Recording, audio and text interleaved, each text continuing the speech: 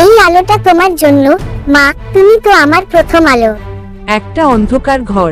8 বছরের ছেলে Imran table lamp জ্বালিয়ে পড়ছে। মা পাশের বিছানায় কাপড় সেলাই করছে।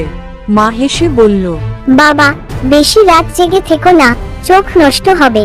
ইমরান মাথা নেড়ে আবার পড়ায় মন দেয়। কিছুক্ষণ পর লাইটটা ঝিলমিল করে নিভে যায়। ঘরে অন্ধকার। মা বলল, বাতিটা পুরনো হয়ে গেছে, কাল নতুনটা কিনে আনবো। ইমরান কিছু বলল না, শুধু খাতাটা বন্ধ করে। পরের দিন ইমরান ক্লাসে ঢোকে। শিক্ষক সবাইকে বলল, আগামী সপ্তাহে উজ্জ্বল ভবিষ্যৎ নিয়ে আঁকা প্রতিযোগিতা। যার ছবি সেরা হবে সে বড় পুরস্কার পাবে। সবাই উত্তেজিত, কিন্তু ইমরান চুপ, কারণ বাড়িতে আলোই নেই। কিভাবে আঁকবে? সন্ধ্যায় মা বাজারের থলে নিয়ে ফেরে। ভিতরে কিছু সবজি আছে, কিন্তু নতুন লাইট নেই।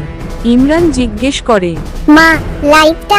মা চুপ থাকে, তার চোখে হালকা পানি। আজও টাকা হয়নি। ইমরান মাথা নিচু করে নিজের ঘরে যায়। গভীর রাত, অন্ধকার ঘর, সবাই ঘুমিয়ে আছে। চাঁদের আলো জানালা দিয়ে ঢুকছে। ইমরান খালি টেবিলে বসে আঁকা শুরু করে। চাঁদের আলোতেই চাঁদটা তার ছবির উপর পড়ে সাদা আলো তৈরি করছে। ইমরান হাসে। চাঁদ থাকলে আলো কমে না, তাই না মা? সে আঁকতে থাকে, একটা শিশু, একটা বড় আলো, আর পাশে দাঁড়ানো এক মা।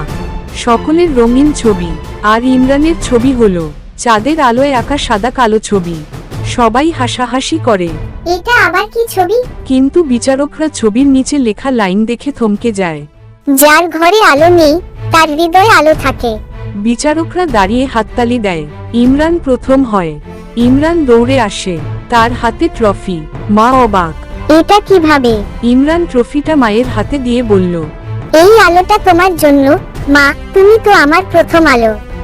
মায়ের চোখে পানি চলে আসে।